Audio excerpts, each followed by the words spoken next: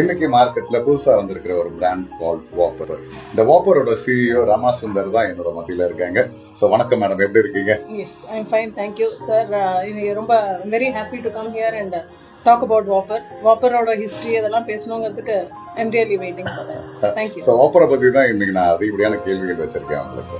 So இந்த வாப்பர் brand ஆரம்பிக்கணும்ட்டு எப்படி உங்களுக்கு ஐடியா வந்தது?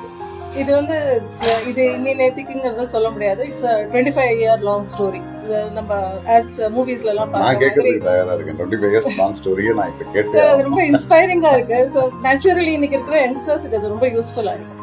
இப்போ இது டிபிக்கலி பார்க்குறோம்னா நமக்கு நாலேஜ் இருக்கு. நாலேஜ் இருந்து அதை அப்ளை பண்ணணும்.